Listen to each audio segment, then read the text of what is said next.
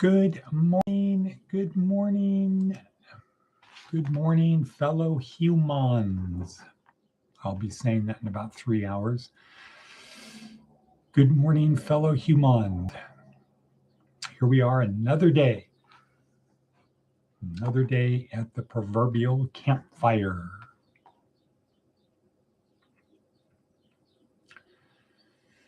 And let's see. Yeah, we've got the show today.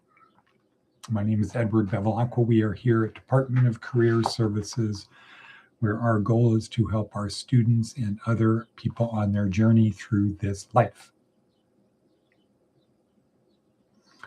Where we have, that's it. I can tell my brain is thinking about something else, like today's show. Imagine what I will be saying during the show. Kind of an interesting phenomenon.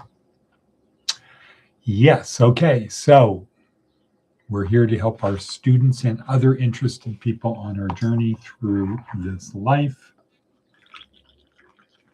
with a soul that transcends death.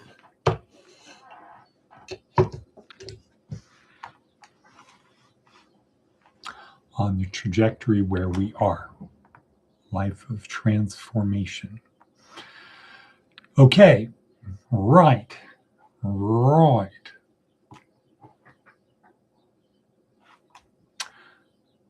Let's get into the show. The theme of today is tit for tat.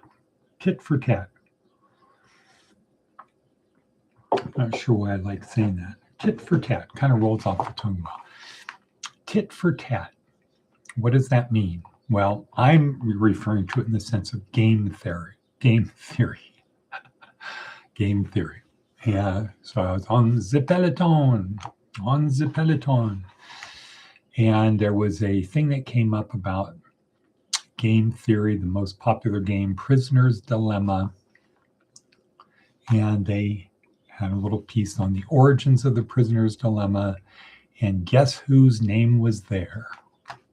Guess who was there? Rand Corporation. Guess who is attributed as the co-inventor of the Prisoner's Dilemma? Right. If you said Merrill Flood, you would be correct.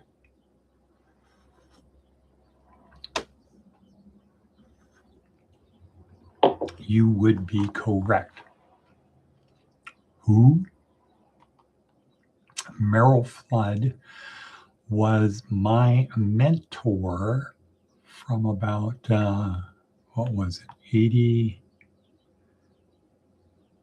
86, 87, 85 to 87, 88, 89, 90, 89, right before cricket was born, and he died playing tennis. Senior, great tennis player, great mathematician. Was it Princeton? Was it Michigan? Manhattan Project, etc., etc. Great guy, Merrill Flood. And he's in this video on game theory. The Prisoner's Dilemma, which they described as the most important, most consequential, most widespread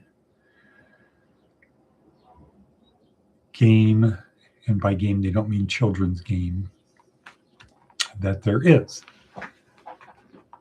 And what is the best strategy to win in the Prisoner's Dilemma, which is basically two people arrested, they're put in separate rooms, they're interrogated, they can cooperate or they can defect.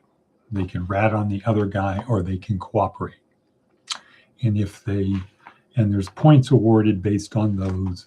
And it turns out life is really kind of a reflection of this Prisoner's Dilemma game, but it's really about, do I cooperate or not cooperate? If we both cooperate, we get 3 points. If we both don't cooperate, we get 1 point. If I cooperate and you don't cooperate, you get 5, I get 0. And then they run these things to see what's the best strategy. And the best strategy is tit for tat. Tit for tat, which means I do whatever you just did. If you're nice, I'm nice. If you're mean, I'm mean. Tit for tat. And the rules are, I have to start out being nice. I don't attack you first. I don't be mean first. So once you're mean to me, then I'm mean to you. And whatever you do next, I do. If you're mean again, I'm mean again. And if you are nice, then I'm nice. So number one, be nice. Do not instigate negative things. Number two would be forgiving. If you are unnice to me and then you act nice, I will always follow what you do. You set the rules of the game. I will play by your rules. And then the next one, though, is to be, so Von Atticus is here. If you're nice, I'm nicer. If you're mean, I'm Genghis Khan. Right. So the rest of tit for tat. So there's three kind of rules. Be nice. Don't instigate harm. Two, be forgiving. If the person harms you, you respond the same way. But then if they're nice again, then you go back to being nice. And three is you have to be willing to don't be a pushover. In other words, if they're nice, if they're mean twice in a row, you cannot be nice. So it turns out all these different variables of the way they play, different strategies, the one that comes out on top is tit for tat. Tit for tat. Tit for tat. So what do you say about that, Atticus Von Atticus?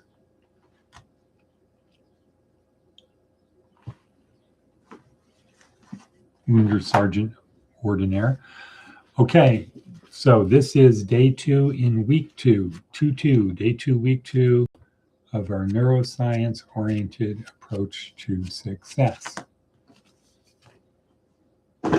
Right. Day 2, week 2. I'm a field marshal. Okay. And week 2, inside our school-sized kingdom, learning how our brain works. Yesterday, we learned about neurons, a certain type of cell in our brain that into which are stored our lived past, our anticipated future, our personality, our ability to simulate, etc. And how do we know those are stored in our brain? Because if we damage our brain, they go away. So back to Dr. Daniel Amen of last week, day 1, week 1, day 1, day 1, week 1. So these things are stored in long chains of neurons in our brain.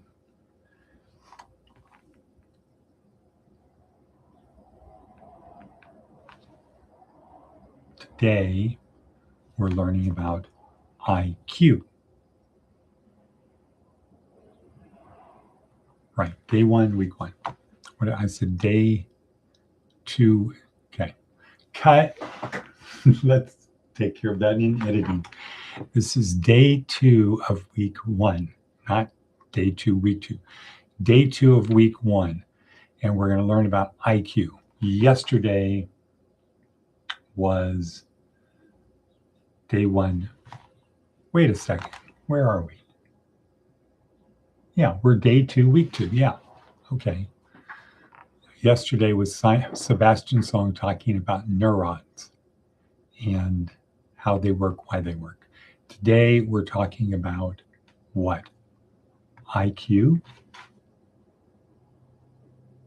No, that's not right. No wonder I'm screwed up. This is day 2 of week 2, which is neurotransmitters. Oops, worksheet is wrong. So I'm kind of being here like Ron Burgundy. I'm just going off what the worksheet says, but the worksheet is not correct. It's not Jordan Peterson talking about IQ. That was last week. Today is Simon Sinek talking about neurotransmitters.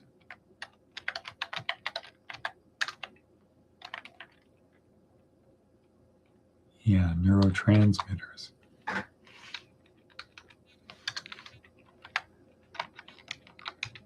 Okay, better. All right. Well, let's go back. At least we'll get this right. Advice from an 80-year-old. Take charge of your attitude. Don't let someone else choose it for you. Right. Right. Take charge of your attitude. Don't let someone else choose it for you. That's kind of like what we say here is if you can't control your emotions, don't worry. Somebody else will, and they'll probably take you out of the game.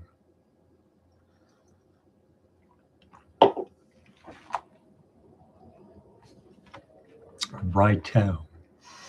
Righto. So,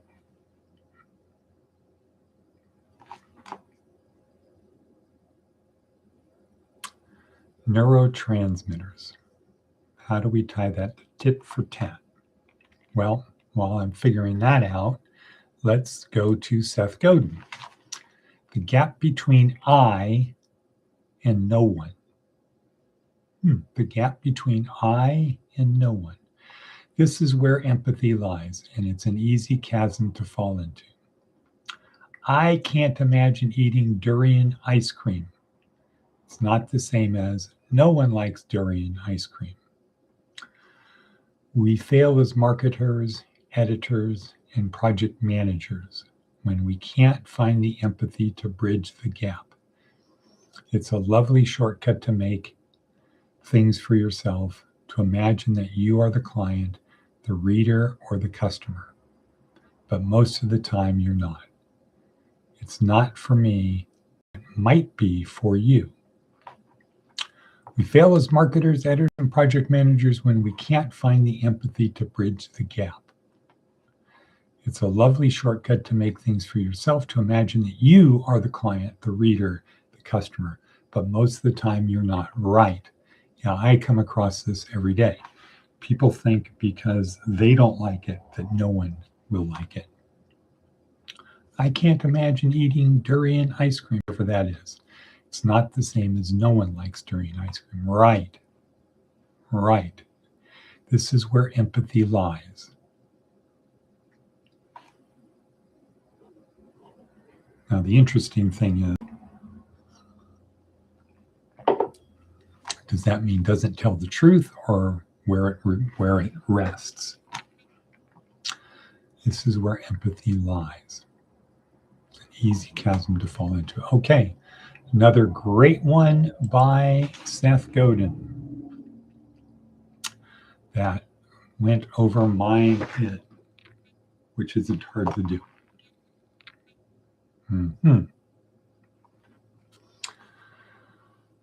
Okay, different strokes for different folks. That could be true, but I'm okay. Good one, Matt. Good one. Proud of you for that one. Okay. Next on our hit parade. So we've got a couple interesting things. Ryan Holiday, Daily Stoic, talking about obstacles, where it's common that you hear the Stoics say that the obstacle is the way. And Ryan Holiday talks about that today in his little short, where he says,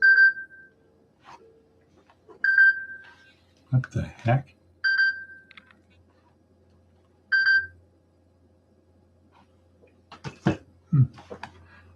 6:14. Okay, so where Ryan Holiday today is talking about the obstacle. What does that mean? The obstacle is the way. Look for obstacles. No, he's saying the obstacle is the opportunity to practice virtue.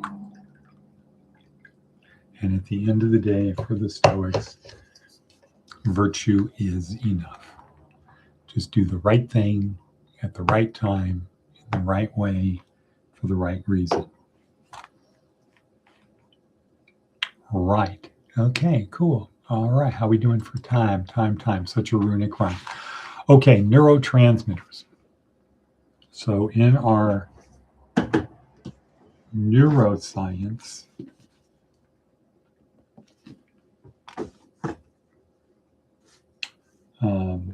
oriented approach to success, in our neuroscience oriented approach to success, as opposed to a psychology approach, spirituality approach, astrology approach, meteorology approach, cosmetology approach, cosmology approach, etc. In a neuroscience oriented approach, we say, where do our feelings come from? And we drill down, and they come from the release of chemicals in our brain between neurons or into our bloodstream, hormones. Our feelings are created by the release of chemicals. That's where they are. All emotions are chemically based. And some people release too little or too much of a particular one or more of these chemicals. The reason people take drugs, illegal drugs, is because it releases chemicals in their brain like dopamine or oxytocin, the cuddle hormone, releases so much of that it takes control of us. It's such a good feeling. The ones that have bad feelings, people don't generally do, because no one likes pain. No one does things to. Anyway, so our feelings are chemically induced. And our speaker today, Simon Sinek, says that there's about 5 chemicals that are responsible for maybe 90% of our emotions. So he says they are endorphins and dopamine. Those are the selfish ones. You can release those on your own. These make you feel good. Endorphins and dopamine. Then he says, and then you have serotonin and oxytocin. These are the ones that are responsible for almost all feelings of happiness. And then there's cortisol, which is the stress hormone, brain cloud, the fog of war, etc. Now, here's where we want to tie Amy Cuddy into this, is that we have the ability to release them just by thinking or doing. Most of the time, they're released because something external is triggered. Often, they are released because we simulate that something good or bad is going to happen. So if you're watching the movie Rocky number 1, not Rocky 14, if you're watching Rocky, at the end, you will notice yourself getting excited. If you stepped outside of yourself phenomenologically, and you looked at yourself, you observed yourself and said, that's interesting. I'm getting excited watching this thing. I'm not part of it. It's not real. They're not actually fighting, but my brain treats it as if it's real. They're not actually punching one another, but my brain perceives that it's real, that it's true. And so it releases oxytocin, serotonin, dopamine. It releases all of these chemicals, and we are out of time.